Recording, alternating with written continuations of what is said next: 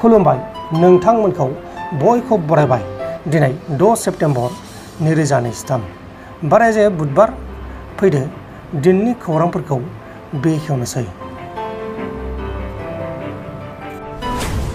आसामाव गले गले हानजायारि जिनाहारि जाथाय।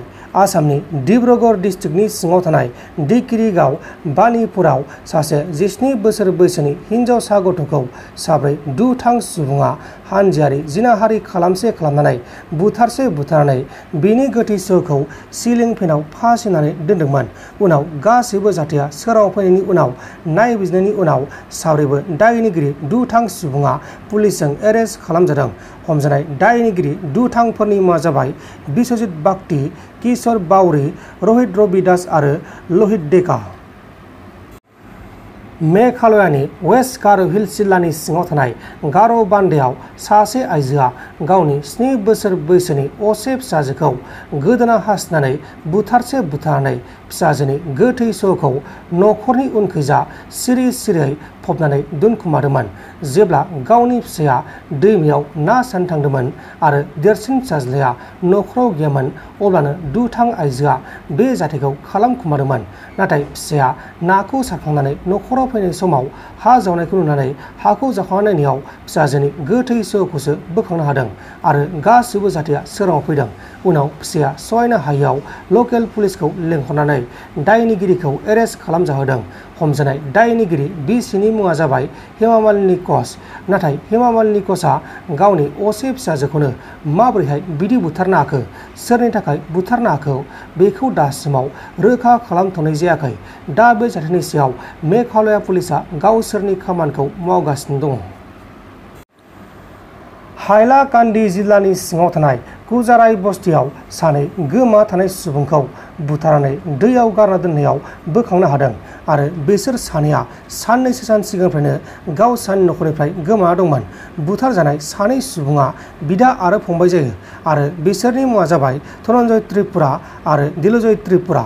दा बे जाथायनि सायाव दायनिगिरिफोरखौ नागिरनो थाखाय नायबिजिरनाय खामानिया सोलिगासिनो दङ।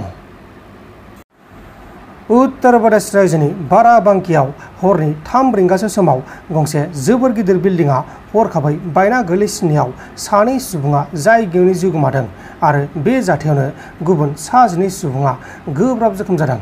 बे समाव जोखोम जानायफोरखौ फाहामसालियाव फाहामथाय होगासिनो दङ। न'खरनि धोन सम्पति फाननानै बारग'यै बिथांमोना केसखौ गेलेनांगौ जादों। बारग'यै बिथांमोननि केसआ माब्ला जोबगोन?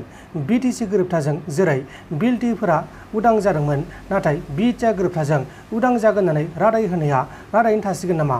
अदेबानि फेलें जासिगोन नामा? कर्टनि डिसिसनजोंसो सोलिगासिनो दङ। नोंसोरबो बेखौ हाया। खिन्थु खारखुमानानै था होननानै गावखौल' गावनि दायखौल' रेजें खालामनानै लाबाय थानो नागिरनाय बा गावखौ गावनाव थां होननानै बुङोबा खरसा बिजानो गिनाय, बे बिराद दुखुनांथाव जादों। खारखुमानानै जोङो जेन'बा खारै खारखुमानो थाबोनानै जोङो दिनै मोनसे मोजां परिबेसाव फैनो थाखायनोथ' सान्ति सक्ति मोनसे खालामदों। होमबा जों दासिमबो खारखुमानानै थानांगौबा जोंनि सान्ति सक्ति खालामनायनि मिनिङा बहा थागोन? आरो खारखुमानानै था होननायनि बेलायावहाय न'निफ्राय आन्द्रायनानै अबे जायगायाव खारखुमानानै थानो थिनदों बेखौ बिथाङासो मिथिगोन। हाग्रायाव खारलांनानै थाहैफिननो थिनदों ना अबेबा सोहोराव खारखुमानानै थाहैनो थिनदों, बेखौ आं बिथांनाव सोंथि खालामहरो। बेखायनो जों बेबायदि गावजों गाव सोंखारिलायबाय थानाङालासिनो जोङो गभर्नमेन्ट हिसाबै जोङो गभर्नमेन्टआव दाबि खालामो अननानै जोंनि केसखौ माने फोजोबनानै होयो आरो जेलाव थानाय जेसेबांनाखि दङ गासैखौबो बख'नानै होयो। बेनो जोङो लुगैनाया। मानो होनबा सान्ति सक्ति होननानै बुङो। सान्ति सक्तिनि मिनिंफोर बायदि जाहाथे खोनासंजानाय खामानिखौ मावलाङो, जों बेखौनो माने गुरैयै माने जों बिटिआर सरकार बा आसाम सरकार बा इन्डिया गभर्नमेन्टनिसिम जोङो बेखौनो खावलायहरो। जोंखौ बेफोरबायदि आलाय सिलाय खालामबाय थानो नाङा। थांनायनि बेलायाव हर, जेन'बा सयज'खौथ' हरा नङा, हरखानांगौ हर। नाथाय सयज' हरनायल'जों मा जानो? जोङो मा जागोन, मा मागोन, मा दांगोन, मा खालामगोन, जोंनाव जेबो जेन'बा रां रुफा जोंनाव जमा गैया। दा बेखायनो जोङो माने जोबजानायखौ जोङो लुगैयो। दिनै जोङो जेन'बा केस गेलेनायाव जोङो हरदों होननानैल' मा जानो? जेन'बा जोङो जानाय थानायनि खोथा दङ। केस गेलेनायखौथ' नोंसोर हरखानांगोन आं बेखौल' बुङो आंनो जुदि केस गेलेनायनि बेलायाव सोरबा जुदि GM नाव आं रायज्लायहैनायाव हरा होननानै बुङोबा आङो NDB हिसाबै आं बेखौल' गोख्रोङै बुंलाङो NDB हिसाबै आङो बेनार लागोन मोनसे मानि थाखाय मानि समयसानि थाखाय जेन'बा बे खामानिखौ मावदों होनना बुंबा बेखौ बेनाराव लिरखाजोबगोन एक्स NDB ओरैबायदि कर्ट ओरैबायदि दुखु खस्थ' सोलिनांनायनि थाखाय आंनि बे जेन'बा माखासे कर्ट गानाय थासारि बे थासारिखौ समाधान खालामनो थाखाय आं बेनार मोनसे बानायनानै गोदोनायाव आलायनानै मिडिया लानानै थोरसि गंसे लानानै दखानबो मागिनांगौ जागोन बेखायनो आं जेला रायज्लायहैयो अब्ला बिथांमोनहाबो आंखौ दुखु हरनो नाङा आघात हरनो नाङा मानो होनबा जोंहा मान सनमान होननायबो गैखाला बेखायनो जोंबो मालायनि मान सनमानखौ सानालासिनो जोंनि समयसाखौ जोङो सल्भ खालामनांगौनि बायद'बो जानो हागौ बेखायनो जोङो खावलायहरो मोजाङै मोजां जाहाथे माने जोंनि केसखौ उइथड्र खालामना होयो आरो रिहाबिलिटेसननि खोथाखौ आं बुंबावनोसैसो रिहाबिलिटेसना जाहैबाय जायफोरा मोनबाय जोङो बुंनो थांला बिसोरखौ सोरबा मोजां नंगौ नङा बेखौ जों मख'नो थांला खिन्थु NDB हिसाबै NDBनि सोद्रोमाया मोनथारनांगोन जेरैखि जाया आरो आं बेखौ खावलायबावो गामि ओनसोलाव जों जेराव थादों जेराव जादों बिथांमोनहाबो जोंजों नाखि गुलि खालामफानानै खयेकजना हमजाबाय खयेकजना जेलाव थांबाय दिनैसिम केस दङ बिथांमोनहाबो दिनै बिसोरहाबो जेन'बा हमजानायनि बेलायाव माखासे दुखु खस्थ' लाफानांबाय बा धोन सम्पति एसेबाबो थांबाय बिसिनोबो होफाजोबनांगौ आरो गासिबो जेन'बा बिसिनो होफाखांजोबनायनि उनावबो जेन'बा